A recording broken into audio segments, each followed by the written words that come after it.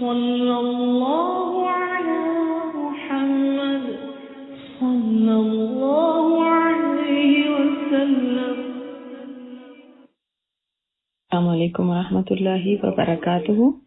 اس ہفتے کا ذکر آئیے دیکھتے ہیں۔ حضرت جویریہ رضی اللہ تعالیٰ عنہ فرماتی ہیں، نبی صلی اللہ علیہ وسلم صبح کی نماز کے وقت میرے پاس سے نماز کے لیے تشریف لے گئے اور میں مصلی پہ بیٹھی ہوئی تھی۔ آپ صلی اللہ علیہ وسلم چاشت کی نماز کے بعد تشریف لائے تو میں اسی حالت میں بیٹھی تھی۔ پوچھا تم اس وقت سے اسی حال میں ہو؟ فرمایا جی۔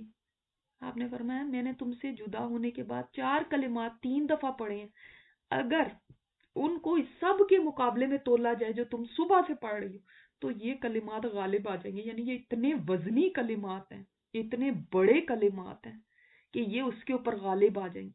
کون سے کلمات ہیں؟ سبحان اللہ و بحمدہ عدد خلقہ ورضا نفسہ وزینت عرشہ ومداد کلماتہ، کہ میں اللہ تعالیٰ کی تعریف، اس کی پاکی بیان کرتی ہوں، اتنی کہ جتنی اس کی مخلوق کی گنتی ہے، اور اتنی جس سے اس کی ذات کی خوشنودی ہے، جس سے وہ خوش ہو جائے، راضی ہو جائے، اور اس کے عرش کے وزن کے برابر۔ اللہ اکبر، کتنا بڑا وزن ہوگا عرش کا، سب سے بڑی مخلوق ہے اللہ کی۔ وَمِدَادَ کلماتی، اور اس کے کلمات کی سیاہی کے برابر۔ اور اس کے کلمات ہیں تو کتنے ہیں کہ سیاہی ختم ہو جائے اس کے کلمات نہ ختم ہو۔